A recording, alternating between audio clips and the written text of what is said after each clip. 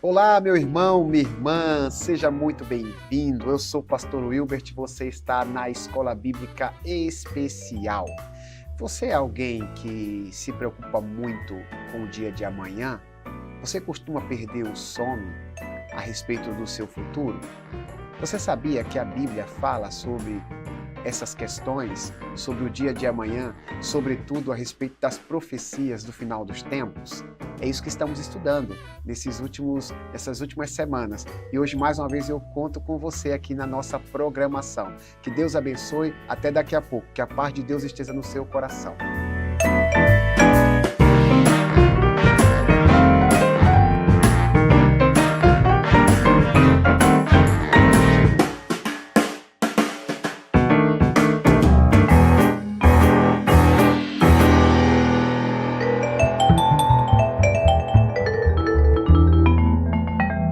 Agora sim, agora a gente volta debaixo dessa graça maravilhosa, debaixo da potente mão do Senhor. Você é muito bem-vindo. Esse lugar aqui é um lugar de aprendizado, é um lugar de crescimento. Oséias, o profeta, nos diz que nós temos que conhecer e prosseguir, crescendo no conhecimento da palavra, prosseguir conhecendo ao Senhor. E a cada semana aqui na Escola Bíblica Especial, na TV Viva a Promessa, a gente pensa um pouco a respeito da palavra do Senhor. E nesse trimestre, estudando essa série de lições bíblicas intitulada Questões Inquietantes sobre o Futuro, a doutrina das últimas coisas. Aqueles que têm familiaridade com teologia, nós já falamos aqui em outros momentos, estamos tratando a respeito da escatologia, a doutrina do futuro. Jesus Cristo, quando esteve entre nós, ele endossou algumas previsões futuristas, algumas coisas que aconteceriam antecedendo o seu retorno neste mundo. A gente sabe que a excessiva preocupação a respeito do futuro causa ansiedade. Ela tira, de certa forma, a saúde de quem se preocupa. Mas quando o assunto é volta de Jesus e os acontecimentos que precedem esse acontecimento, é muito importante a gente debruçar a respeito desse tema, porque faz a gente entender que a volta de Jesus é algo extremamente sério, é algo real, e à medida que os acontecimentos preditos, tanto pelo nosso Senhor, como também pelos apóstolos e pelos profetas, que através do Espírito Santo, eles comunicaram a gente alguns sinais do fim do mundo, a gente consegue fortalecer a nossa fé, a gente consegue se preparar e avisar as pessoas, avisar aqueles que não creem, avisar os incrédulos, que de fato Jesus Cristo vai voltar, pois, como diz a poesia cantada, os sinais da sua vinda mais se mostram cada vez. Hoje nós vamos conversar sobre um tema interessante intitulado A Grande Tribulação. A gente vai conversar sobre este episódio que vai marcar o momento final da história. Cristo Jesus vai aparecer no céu, os céus vão se abrir, ele vai voltar, mas antes que isto aconteça, a palavra do Senhor diz que vai vir uma tribulação que nunca houve em nenhuma época. A gente sabe que a história está repleta de momentos difíceis, momentos complicados, momentos de guerras, momentos de conflitos. Mas no que diz respeito à fé, naqueles que seguem o Senhor Jesus Cristo, a Bíblia diz que nunca houve um momento como esse, o momento da grande tribulação. E para a gente entender isso, à luz das Escrituras, o Espírito de Deus trouxe aqui, mais uma vez, o pastor Wellington Varjão, amigo, irmão em Cristo. Satisfação, pastor, é uma satisfação ter você. Conheço o seu ministério, sei o quanto você se preocupa com o estudo da palavra e me sinto muito confortável de tocar num assunto tão delicado como esse ao seu lado. Seja muito bem-vindo, fique à vontade para cumprimentar os irmãos em casa e já de imediato, dê o seu parecer sobre essa lição. Amém. Pastor, Pai do Senhor, pastor Wilbert, Pai do Senhor, pessoal que está em casa. Bom, essa lição, a grande tribulação, ela, junto com a lição de número 7, que foi a lição anterior, né, falando sobre o anticristo, são as duas lições que mais nós teremos o pessoal na igreja interessado por esses temas, né, porque é de domínio público o tema do anticristo, o tema também da marca da besta, que é o assunto aqui também dessa lição de número 8. Então eu creio que tanto a lição 7 quanto essa lição será bem divulgada na igreja, o pessoal vai estar aí para tirar as dúvidas. Nós temos essa responsabilidade aqui só nessa lição de tratar sobre os 144 mil, as 7 trombetas, as sete taças, a marca da besta, se a igreja vai passar pela grande tribulação. Então é muito assunto, uma lição recheada. Esperamos aqui transmitir para o pessoal que está em casa um conteúdo relevante dentro da Bíblia Sagrada.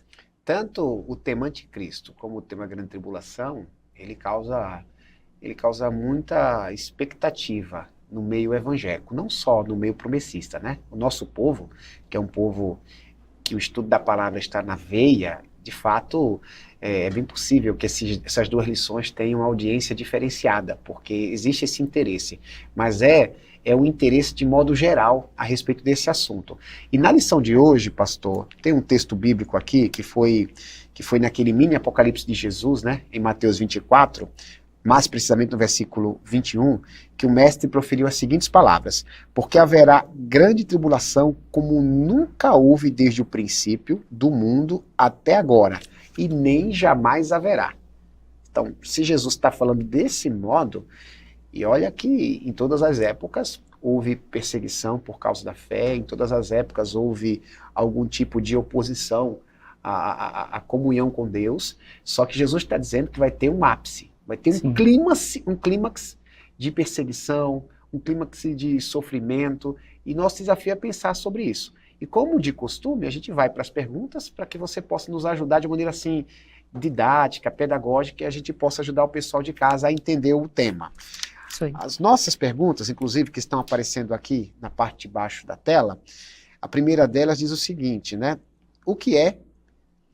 Quando vai acontecer e quanto tempo durará? Essa é uma pergunta a respeito da grande tribulação. Então aí vai ajudar inclusive aqueles que não têm familiaridade religiosa, né? A palavra tribulação é muito comum pra gente, que é evangélico, né? Mas de repente o camarada que nem crente é, ele vai dizer, o que é isso? O que é tribulação? E o que é grande tribulação? E tem outras perguntas aqui que a pergunta que a questão está nos apontando. Ajuda a gente, pastor, por favor. Começando aqui com o livro de Marcos, capítulo 13, versos 19 e 20, Jesus está falando de uma tribulação que nunca houve, né? Desde que o mundo foi criado, disse Jesus aqui no verso 19. Portanto, nós entendemos que ele está falando de uma questão escatológica. Como nós temos o tema aqui dessa lição, né? É algo para os últimos tempos, são as últimas coisas. Jesus está falando aqui, portanto, de um período da história humana, o maior período, o período mais aflitivo da história humana, e será de intensa perseguição e é aos cristãos. Esse é o detalhe, né? Um detalhe é que será aos cristãos. A grande tribulação nós podemos definir como um período em que os cristãos serão duramente provados, a sua fé será duramente provada. Mas também tem uma outra coisa para se falar sobre isso. Será também a época em que Deus vem tratar e julgar os ímpios, porque cada evento da grande tribulação, ele vai desencadeando ali cada peça desse quebra-cabeça de Deus, da história, mostrando que Deus é soberano, que ele está no controle da história, anuncia o final antes do começo, e no final desses eventos, ele culmina com a volta de Jesus e o julgamento definitivo dos ímpios, de Satanás, do falso profeta, do anticristo.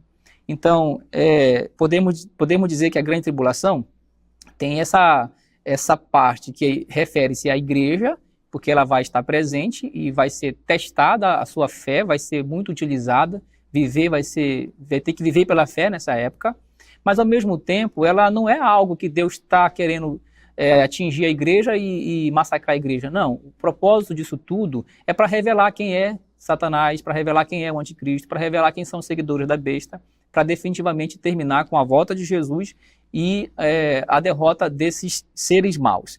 Mas, nesse texto de Marcos, quando Jesus está falando aqui, os estudiosos concordam que tem um duplo sentido nessa fala de Jesus, no sermão profético. Mateus 24, Marcos capítulo 13, Jesus fala sobre respondendo perguntas dos discípulos.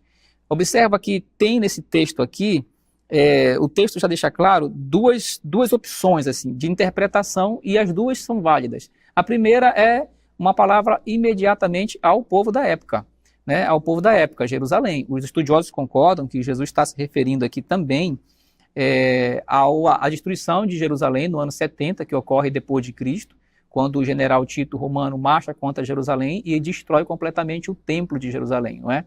Então, ele faz uma referência, ele diz, olha, ai das grávidas nesse dia, ele fala, orem para que essa fuga não aconteça num dia de sábado, e está falando diretamente com o povo judeu, né? Com as pessoas da sua época.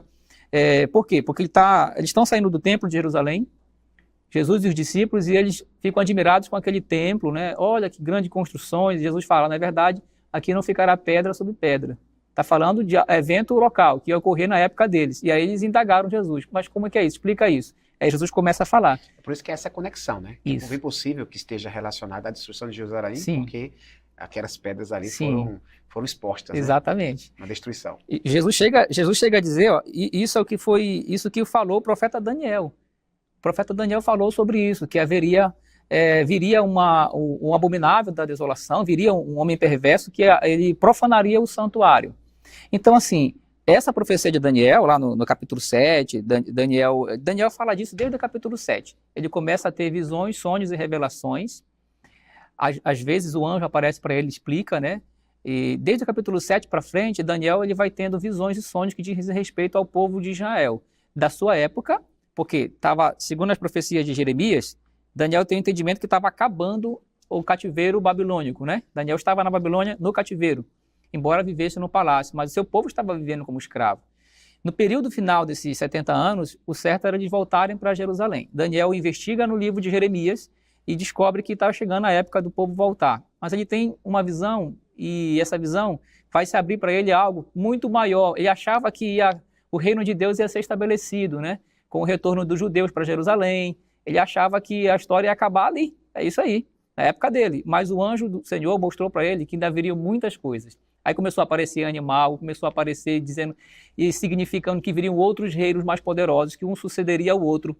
E depois o quarto animal, que é o animal mais terrível, sai 10 chifres na sua cabeça, um dos chifres supera os outros, é uma referência ao anticristo. Então o anjo mostrou para Daniel coisas do futuro, que Daniel não viveu para ver. Ele ficou perturbado com isso, porque ele achava que a história ia acabar ali, que o povo judeu voltaria para Jerusalém, e Deus restauraria o reino, o seu povo, e o anjo mostrou para ele que tinha muita coisa pela frente.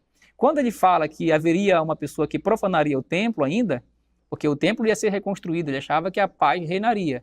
Mas o anjo mostrou para ele que ainda haveria outras profanações do templo, haveriam outras invasões de Jerusalém, não é?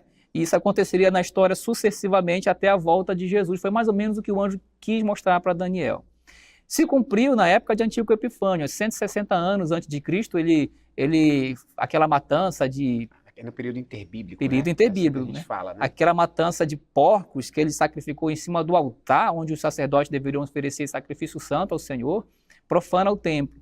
E na época de Jesus, alguns anos depois, Jesus faz uma previsão, usando também essa profecia de Daniel, que ela se cumpre em Antíoco Epifânio, mas se cumpre também na época do general Tito. Porque, segundo os historiadores, na época em que ele invade Jerusalém, os romanos, proclamaram ele como imperador, que ele na época era só apenas um general, né?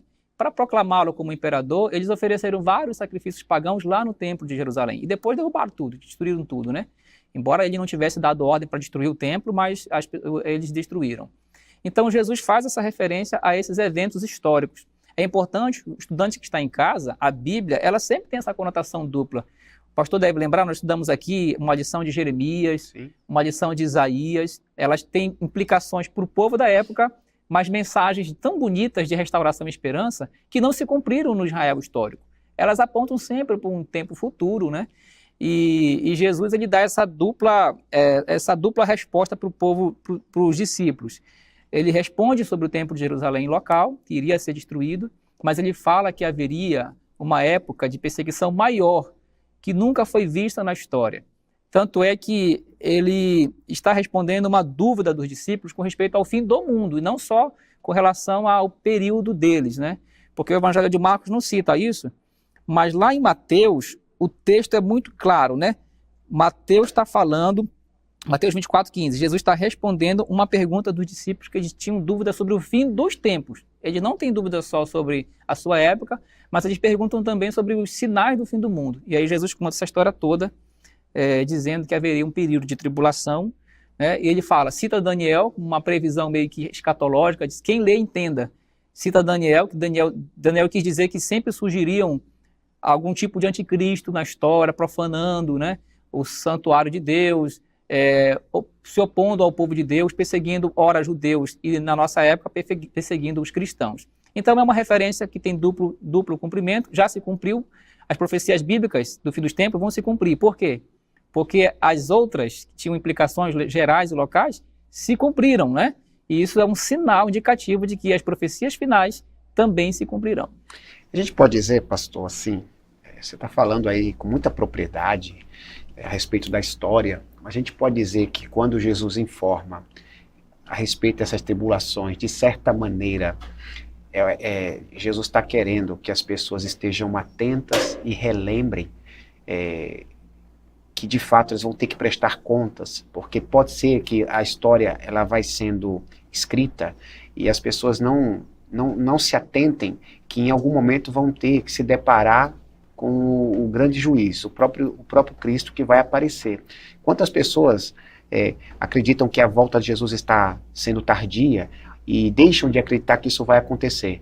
Quantas pessoas, por conta do secularismo, acabam acreditando que não existe esse tipo de acontecimento, isso aí é falácia. Então você acha que a questão da grande tribulação é uma forma de Deus sinalizar, ó, isso é real, a volta do meu filho vai acontecer. Você acha que esse é o propósito de Jesus ao informar a respeito da tribulação que vai acontecer no final dos tempos? Com certeza, a gente vê isso na história, né? Daniel, ele responde para o rei Nabucodonosor, para o rei Belsazar, para todos aqueles reis, Nabucodonosor e Belsazar, tiveram sonhos, os sonhos deles tinham a ver com futuro, né? Sim. O reino deles cairia, surgiriam outros maiores, mais fortes. E Daniel depois foi tendo sucessivos sonhos e visões e foi entendendo que isso duraria até o fim dos tempos, até que levantasse o reino de Deus, que é o reino que reinaria, de fato, o reino universal. Então essas autoridades, elas viram isso, né? Nabucodonosor, todo mundo conhece a história, né? Criou uma estátua e depois essa estátua foi o seu fiasco, né? Foi a sua derrocada, embora no finalzinho ele tenha esse arrependimento, reconhece Deus, mas sofreu bastante. Beltesazar, um rei que reinou por um curto tempo, né? A mão na parede, né? Isso, tirou o reino dele também. Então esses homens viram na pele grandes autoridades do mundo, tiveram sinais, cumpriram esses sinais, e a partir daí a gente vê, na época de Jesus, informações históricas de Jesus com relação ali aos imperadores romanos, né, aos que subjugavam os judeus na época. Os discípulos de Jesus viram se cumprir essas palavras de Jesus. Em Apocalipse, João vai falar diversas vezes, quem tem ouvidos ouça. Então, assim, eu concordo plenamente que a história mostra esses alertas para as autoridades, para as pessoas, né? Para os discípulos também. Então essa palavra de Jesus é para todo mundo, não é só para o crente. Muita gente hoje anda aí, a vida segue numa boa.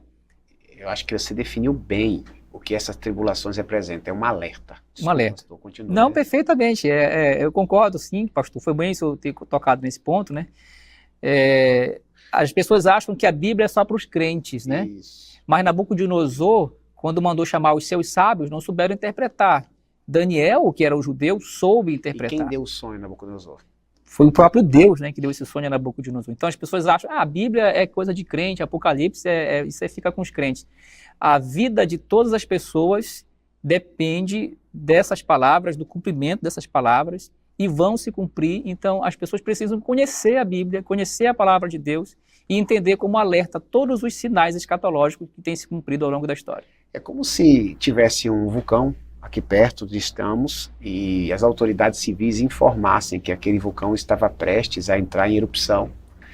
Então assim, e fosse dado o recado, e se a gente ficasse aqui, de fato, a gente seria engolido pelas larvas desse vulcão. Eu penso que a grande tribulação é mais ou menos isso, né? São os alertas, olha, vai vir uma erupção que vai destruir tudo isso aqui. Então se preparem, se organizem, esvaziem suas casas, vão para um lugar mais seguro. Então eu penso que Deus, Ele quer que a gente esteja no lugar mais seguro. A tribulação, ela é um alerta, é o alerta de Deus, olha, está vindo, vai acontecer A volta de Jesus vai acontecer e quem não estiver no lugar seguro vai ser destruído. Então vamos agora para a segunda pergunta, pastor. E a segunda pergunta é uma dúvida no meu evangelho. Talvez uma pessoa que não tenha familiaridade com a Bíblia vai ouvir isso pela primeira vez. A gente pode contar com esse público e ajudá-lo a entender, mas no meu evangélico a gente tem uma dúvida, né, porque existe um segmento que acredita que a igreja, os crentes em Jesus,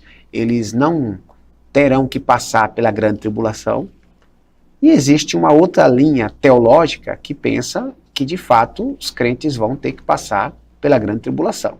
E a segunda pergunta trata sobre isso, né? A igreja vai ou não vai passar pela grande tribulação? Aí vem um termo técnico, teológico também aqui, os que pensam os pré-tribulacionistas. Então tem duas perguntas aqui. Primeira pergunta, se o povo de Deus passa ou não passa, se Jesus os arrebata antes, e quem passa aqui são os incrédulos, aqui pela grande tribulação. E depois você fala sobre os pré-tribulacionistas. Explica pra gente esse termo técnico, teológico, por favor. Muito bem, a grande tribulação, nós comentamos aqui que ela vai acontecer no final dos tempos, embora a gente não saiba quanto tempo durará o período da grande tribulação, nós entendemos que, por algumas informações da Bíblia, segundo o Apocalipse 11, aquela história das duas testemunhas, né, que são silenciadas durante 3 dias e meio, ficam mortas, expostas no chão, representa ali a igreja, o testemunho da igreja, a pregação da igreja, o tempo da graça, o tempo da igreja.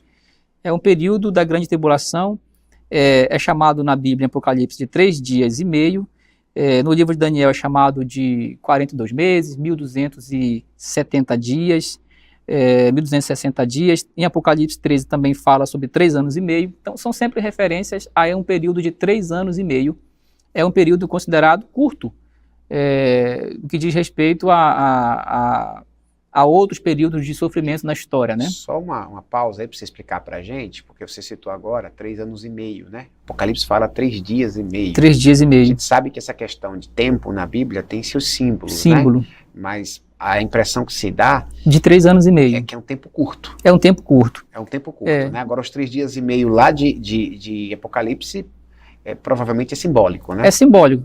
Provavelmente simboliza 3 anos e meio. Isso. Porque existem outras referências que caminham para 3 anos e meio. Daniel fala de 42 meses, que dá 3 anos Sim. e meio, 1260 dias, que dá 3 anos e meio. Acho que o princípio aí é que o tempo é curto. O tempo é curto. A gente não pode assim fechar, afirmar que é literal. Mas às vezes eu quero pensar, uma questão particular minha, né? Mas existe essa chance, né? Eu quero pensar que é algo assim nesse período, assim, de um período de anos, assim, que tem uma parte de Daniel que fala, né? Tempo, 2 tempos e metade de um tempo. Também dá 3 anos e meio. Então, existem muitos textos que indicam 3 anos e meio. Pode ser que seja uma referência aproximada, né? Mas Jesus disse que aqueles dias seriam abreviados. Abreviados. É mais um indicativo que, de fato, é um tempo curto. É um tempo curto. Vamos ficar com essa informação. É um tempo curto que será a grande tribulação. A igreja vai passar por esse período de tribulação? Sim, a igreja vai passar. Várias razões nós temos aqui na Bíblia para acreditar que a igreja passará pela grande tribulação. Mas todo mundo acredita nisso? Não. Muitos cristãos, muitos evangélicos de outras denominações acreditam que Jesus volta, né? Secretamente. Você vai entender agora o que é os pré-tribulacionistas. Legal. Eles é um grupo de cristãos que acreditam que o nome pré, né? Jesus volta antes da tribulação, de forma secreta, e arrebata a igreja também de modo secreto. Então, arrebatamento secreto é a defesa que fazem os pré-tribulacionistas. Jesus arrebata a igreja, não passará pela grande tribulação, e é um período que, segundo eles, Jesus vai tratar da nação de Israel. Olha só qual que é o foco escatológico. A grande tribulação é para refinar o povo judeu, para que eles se arrependam e reconheçam que Jesus é o Messias. Então, eles, nesse final dos tempos, eles vão ser meio que forçados a reconhecer que Jesus é o Messias. Esses pré-tribulacionistas afirmam que o povo, os crentes já estarão no céu, arrebatados. Então, a tribulação é um trabalho específico sobre para a nação os israelitas. De Israel. É isso aí. Nós não cremos dessa maneira, Isso, nós não acreditamos assim. Isso é o pré-tribulacionismo que crê. Pré-tribulacionismo. Nós acreditamos que a grande tribulação, conforme falamos na primeira pergunta, será sim um teste de fé para os verdadeiros cristãos e será o juízo divino no final contra os ímpios. Então, assim, o povo de Israel não se encaixa aqui, né? Especificamente tratando só deles. Não, né? Quando é que surgiu essa ideia do pré-tribulacionismo? Você acredita que foi uma moça de 15 anos de idade, lá na Escócia, em 1800 e pouco, ela teve um sonho, né? Uma revelação, onde ela disse que nessa revelação a igreja seria arrebatada antes da grande tribulação. John Nelson Darby, que é o teólogo da época lá, no século XIX, ele ficou impactado com o sonho que essa menina contou na comunidade, na igreja, e ele começou a difundir essa ideia de que a igreja não passaria pela grande tribulação. Anos mais tarde, né, Scofield escreveu uma Bíblia com as notas que ele publicou, foi a nota de estudos, com a nota de referência de Scofield, onde ele só fala de grande tribulação, pré-tribulacionismo, o povo será arrebatado, e essa Bíblia foi publicada e ela viralizou, né? Tipo, o povo comprou e liam as notas tendenciosas de rodapé e começaram a acreditar. Então é uma doutrina relativamente nova, não tem nem 200 anos que essa doutrina foi difundida e as pessoas acreditam nisso. Muita gente diz assim, uma doutrina nova, extremamente nova, que surgiu por meio de um negócio meio que místico, meio que, né, por meio de um adolescente. De uma menina, né? Então, assim, é bem complicado, né? Então, essa é a crença dos dispensacionalistas, né? Que interpretam as eras em dispensações, né, em épocas e épocas, e tem essa visão pré-tribulacionista. Nós não cremos assim, nós cremos que a igreja passará pela grande tribulação. A Bíblia é muito clara, né? Eu vou olhar aqui na nossa lição bíblica, tem alguns textos que falam sobre isso. Mateus 24, 22, que é o sermão profético de Jesus. Nós já falamos aqui que Jesus está falando do período da grande tribulação nesse sermão. Tem implicações locais para a época dele, mas também tem implicações especialmente sobre esse tempo do fim. Jesus diz assim, olha, se esses dias não fossem abreviados, ninguém se salvaria, mas por causa dos escolhidos, esses dias serão abreviados. Ele está se referindo à igreja. Alguns querem dizer aqui que é o povo de Israel, mas não tem coerência, porque se a grande tribulação é para eles se arrependerem, eles não podem ser chamados de salvos aqui, de escolhidos, salvos, o povo de Deus, não, porque eles, teoricamente, não estão ainda convertidos a Jesus. Eles serão convertidos na grande tribulação.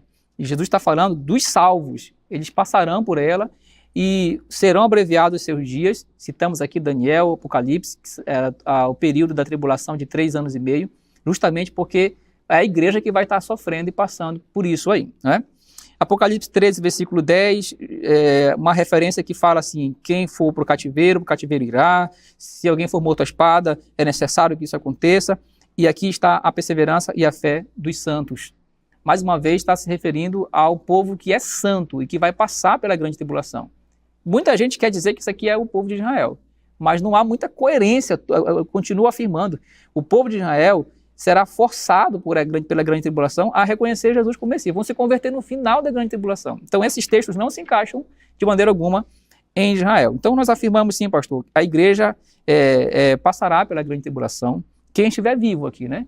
Os que morreram não passarão. E aí surge aquela dúvida, né? Muita gente quer ver Jesus voltar, mas terá que passar por isso. Tem ovelhas que eu cuido no rebanho, que eu sou pastor, que prefere dormir no Senhor antes do período da grande tribulação. Isso aí. Por conta desse receio e dessa crença de que, de fato, haverá essa necessidade da igreja ser purificada nesse período de perseguição, nesse período de tormento. Só que a Bíblia diz que Deus estará de olho nos escolhidos, né? E vai abreviar os dias para que eles não se percam. Pastor, a terceira pergunta, ela apresenta alguns símbolos do livro de Apocalipse, né, que eu acho importante a gente aqui comentar, né? A terceira pergunta, ela fala sobre a besta, né? Sim. Na realidade, no Nordeste, da onde eu venho, né? A gente, via de regra, escuta essa nomenclatura muito mais quando se trata de uma ofensa, como se a palavra besta fosse um termo ofensivo. Sim. Mas no Apocalipse, a palavra besta, ela está relacionada a um animal selvagem, à força, e que é símbolo de poder, né? A gente fala no Apocalipse da besta que surgiu da terra, a besta que surgiu do mar, né? Que são poderes, né? Enfim. Só que a pergunta aqui não é necessariamente sobre o que é a besta, a pergunta aqui é sobre a marca da besta, que no período da grande tribulação, muitas pessoas aceitarão a marca da besta, certo? Nas mãos e na testa, e aqueles que não aceitaram a marca da besta, eles não poderão comprar, não poderão vender, eles terão muita dificuldade. Isso, logicamente, é simbólico. Mas Sim. o que é que isso significa, pastor? Fala pra gente sobre a marca da besta e já emenda, como uma pergunta sugere aqui, sobre os tais de 144 mil selados, né? Tá bom. Vamos ouvir um pouquinho sobre esse assunto, por gentileza. Apocalipse 13, versos 11, fala que essa besta aqui, a marca da besta, às vezes a gente acha que quem vai pôr a marca da besta é o anticristo, mas não, é o falso profeta, a segunda besta, que surge aqui no verso 11 do capítulo 13, que é a besta que surge da terra. Essa besta é identificada como falso profeta, ela não vem para competir com a primeira besta, ela vem para trabalhar para a primeira besta, que é o anticristo, e ela vai, segundo o texto aqui, ó, aquela referência que ela parece um cordeiro, mas na verdade ela fala como um dragão, fazendo referência àquela visão de Daniel, que ele viu esses animais, características são presentes nessa besta aqui. É uma pessoa escatológica, vai surgir no final dos tempos, alguém num campo religioso que vai simplesmente levar as pessoas a adorarem a primeira besta, que é o anticristo. Como vai fazer isso? O texto fala aqui que haverá uma marca, né? Que ela vai colocar, o texto do versículo 16 diz que ela vai colocar nas pessoas importantes e humildes, ricas e pobres, escravas e livres, um sinal na mão direita ou na testa. Nós concordamos aqui que esse símbolo ou a marca da besta, que tanta gente Legal, essa procura, parte aí, quer acho saber, que tem uma expectativa para te ouvir desse assunto. querem saber.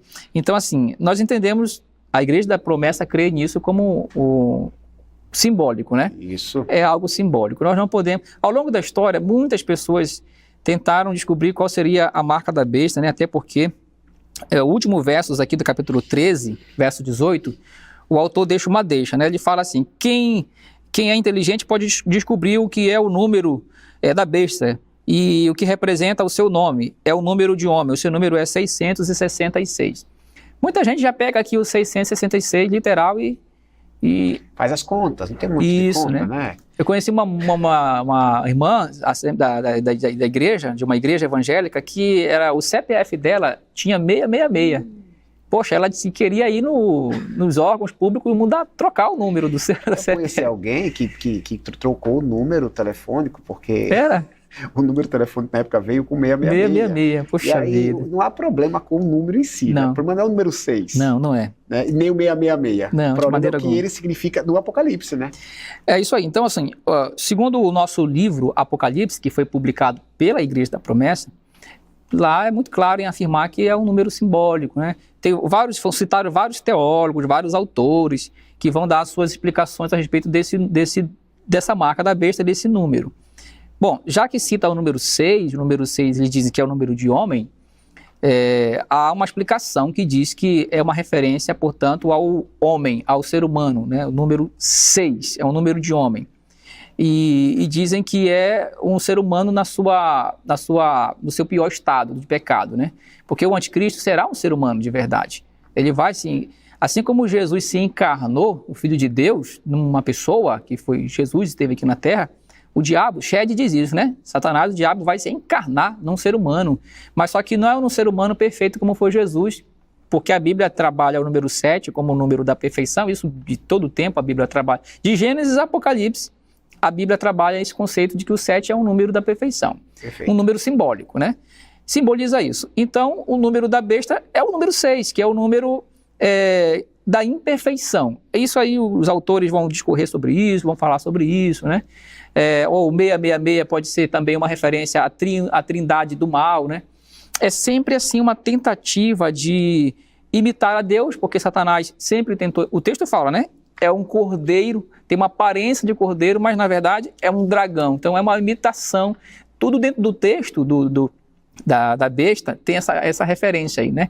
Então pode ser sim também, faz sentido essa interpretação de que o 666 represente uma paródia, né? Uma tentativa de imitar a Deus, como Satanás sempre tentou. Um disfarce. Um disfarce, né? Mas não consegue, é o número da imperfeição, é o número humano mais decaído, o ser humano no pecado, como é o anticristo, um homem perverso, a Bíblia chama ele de um homem perverso. Então o número da besta vem a ser isso. Nós não devemos nos preocupar com relação a tentar encontrar de forma literal. Embora o livro Apocalipse da Igreja chegue a afirmar que não podemos descartar que durante o reinado do anticristo possa possa ser que exista uma tipo de identificação do reinado do anticristo. Isso é normal. Não significa que isso é exatamente o número da besta. Porque durante a história, essa questão do símbolo é algo muito forte, né? Os escravos eram marcados, né? Era um símbolo, uma marca de pertencimento, né? Então, assim, simbolicamente dizemos que a marca da besta é que a pessoa pertence à besta. Na mão e na testa significa que é símbolo de trabalho, a mão, né? As obras. Atividade humana, e o intelecto, a mente, a mente da pessoa. A convicção. A convicção significa, então, que as pessoas que receberem uma marca da besta na mão e na testa, não imaginamos um sinal físico exatamente colocado acidentalmente, né? Um chip ou alguma coisa do tipo. Tem essa ideia disseminada no meio Sim. religioso de que terá um chip que Sim. vai ser implantado. E para ser justo, se fosse literal, a marca, o chip não necessariamente seria uma marca, seria um objeto dentro do corpo, né? Isso. E segundo os indicativos bíblicos, a marca na mão direita está relacionada ao trabalho, ao ato de servir. Sim. E como também na testa, que está relacionada ao entendimento, né? Só significa dizer que as pessoas que receberem a marca da besta não serão os crentes, não serão salvos. Serão os ímpios que estarão perdidos e que irão adorar a besta. Tanto é que o texto fala que recebem a marca da besta e adoram a besta. Então, o texto é muito claro, né? É uma referência para as pessoas que seguirão a besta, servirão no seu reinado, ajudarão no seu reinado, adorarão a besta. Agora, pode ter algum símbolo, alguma coisa literal, simbólica, como na época do nazismo, né? Aquele símbolo que até hoje existe, né? Isso é da sociedade, né? Isso, pode ser que exista um símbolo, ou as pessoas hoje em dia, psicologia, né? As pessoas fazem um símbolo para captar mesmo a ideia, né? E vender a ideia. Se identificar, os times de futebol têm símbolo. Sim, isso né? Os partidos políticos têm símbolo. Isso então, pode acontecer. É provável que durante o reinado do anticristo tenha um marketing por trás, né? Afinal de contas, ele vai ter o domínio global da tecnologia, da ciência, da religião, do mundo inteiro. Ele vai dominar todos os cenários. Mas lembrando que a Bíblia ensina que parece cordeiro, né? Então, parece assim, não vai ser uma coisa macabra, né? Não, vai ser uma coisa macabra. Na realidade, não, né? O marketing vai ser bom. As pessoas têm medo, né? Elas acham que vão ser forçadas a receber a marca da besta ou acidentalmente podem já estar usando algo que as torne adorador da besta, mas tem que lembrar que, respondendo a segunda pergunta aqui dessa, né? Sobre os 144 mil selados. Quem são esses? Alguns capítulos antes desse capítulo que fala dos 140, da grande perseguição, né, de Satanás, a marca da besta, os salvos, o povo de Deus, ele é selado para poder passar pela grande tribulação. Capítulo 7, versos 3 a 8. O povo de Deus, ele é selado numa visão, João tem uma visão em que os santos são selados para passarem pela grande tribulação. O que é isso? Símbolo de pertencem a Deus. Nós falamos aqui que a marca, o símbolo, no mundo antigo, era a marca de pertencimento, de propriedade. Isso. São selados porque são reconhecidos como povo de Deus. Eles passarão pela grande tribulação, mas não perderão a fé. A fé desses irmãos não será derrotada, eles não serão derrotados. O anticristo vai marcar somente os que já têm marca de Jesus, não poderão ser marcados pela marca da besta. A igreja defende o seguinte, que cessando o testemunho das duas testemunhas lá em Apocalipse 11, né, que representa a igreja, o testemunho da igreja, o tempo da graça, vai ser cessado, vai silenciar, no sentido de que a porta da graça será fechada. Nesse período da grande tribulação, portanto, nós podemos afirmar que os salvos não se perderão e os ímpios não mais se salvarão. Isso está definitivo. Essa lição escreveu essa frase, né? Assim, em Apocalipse, quando a porta da graça já está fechada, eles não poderão mais ser salvos, e isso é porque eles escolheram viver assim o tempo inteiro. Vai chegar uma época em que eles apenas sofrerão a consequência disso, e a grande tribulação nesse sentido é sim uma punição para os ímpios. Na realidade, assim, o julgamento chegou, né? Chegou uma espécie de julgamento de Deus para os ímpios vivos. Evidentemente que o julgamento definitivo vai ser pós-retorno do céu, quando Jesus vier com sua igreja. Pastor, a quarta pergunta é sobre as 7 taças que são derramadas. Tudo isso no contexto da grande tribulação. Jesus falou isso em Mateus? No final da última taça que é derramada, Jesus volta. assim como no final da última trombeta, sempre no final, né, dos 7 selos, no final das últimas trombetas, no final das 7 taças, tudo aponta para o retorno de Jesus. Então, no final da 7ª taça, é a volta de Jesus e a destruição final, né? Uma dessas taças fala do Armagedon, que é a grande batalha. Isso. Uma dessas taças fala que a 5ª taça, né, é derramada exatamente no trono de Satanás, da besta. A besta expulsa, sai do seu domínio, é tirado, né, porque Jesus está voltando e ele é o rei. E ele vai expulsar todo esse povo que quis se apossar do governo, e era um governo ilegítimo, um governo falso. O nome diz falso profeta, é anticristo, e Jesus vem para expor esse povo à vergonha, e serão todos derrotados. Então é isso, pastor, as 7 trombetas e as 7 taças são juízos de Deus, parcial, outro definitivo, e todos apontam para o período da grande tribulação e o final da grande tribulação que antecede a volta de Jesus. Muito bem, pastor Wellington. Você de casa tem duas recomendações aqui na lição, na conclusão aqui do nosso estudo, que dizem o seguinte: não tenha medo se tiver de passar pela grande tribulação, e creia que Deus guardará os fiéis que passarão pela grande tribulação. Essa é uma mensagem deixada aqui pela nossa lição bíblica de hoje. Pastor, tem como você orar por nós, pastor, diante dessa reflexão espiritual que nós cultivamos?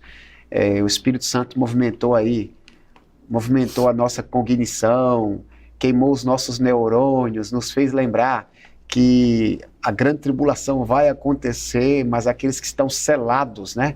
Selados pelo Espírito, eles serão guardados, não serão marcados aí pela marca, não serão marcados pela besta, né? Servirão apenas ao Cordeiro, servirão apenas ao Deus verdadeiro. Mas eu sei que esse povo que me assiste, pastor, além de querer estar selado pelo Espírito, também tem suas lutas e precisa ser abençoado. Pode ser que, quem sabe, nesse estudo aqui, Deus resolva alguma problemática da vida delas. Ore por elas, por favor, pastor. Com certeza. Senhor Deus, Pai Todo-Poderoso, te louvamos, te agradecemos por esse momento maravilhoso de reflexão bíblica, palavra de Deus importante para a nossa vida, a grande tribulação.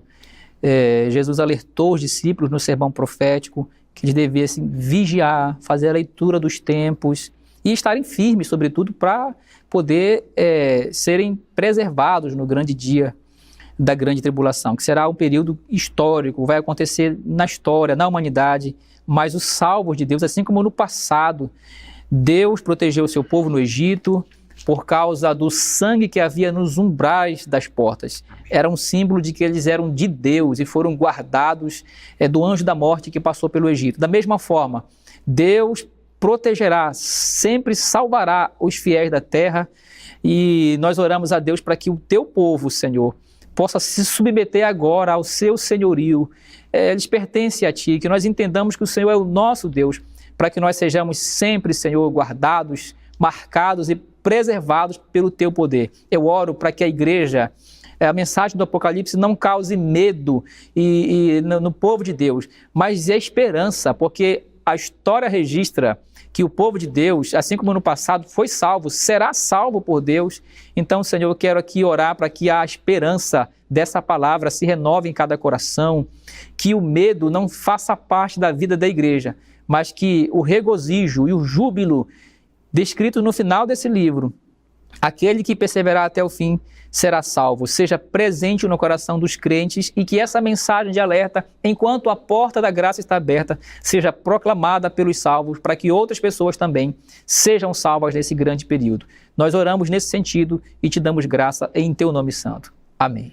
Louvado seja Deus. Bom, meu irmão e minha irmã, você de casa, após ter ouvido aqui as reflexões, ter sido abençoado pela palavra de oração do pastor Wellington, tem um recado importante, um recado que nós intitulamos como desafio para a vida. Ouça, seja abençoado também por essa palavra que vai vir agora.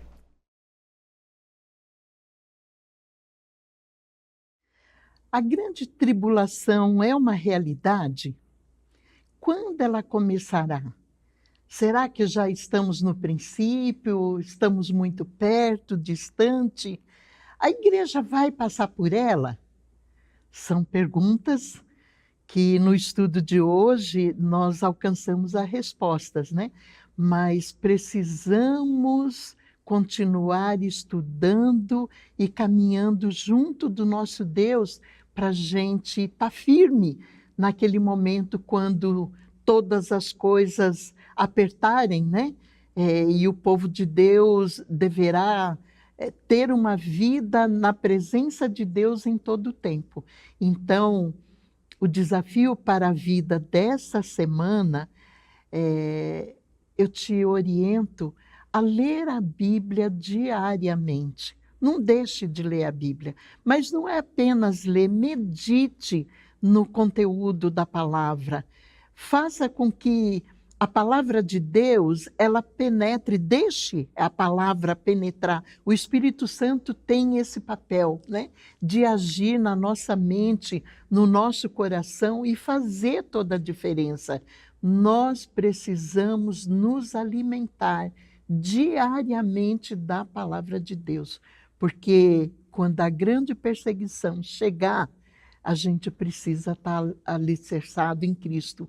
E para que a gente prossiga adiante, não se perca nessa caminhada, o segredo é ter uma vida diante do Senhor. Então, o desafio para você nessa semana, medite mais na palavra de Deus. Olha, eu tenho falado de a gente fazer um diário, né? É muito importante você ler, meditar na palavra de Deus e as inquietações ou aquilo que o Senhor falou com você nesse dia, anote. Isso vai alimentando a nossa fé, a nossa esperança e nos fará cada vez mais fortes e firmes, alicerçados em Cristo Jesus.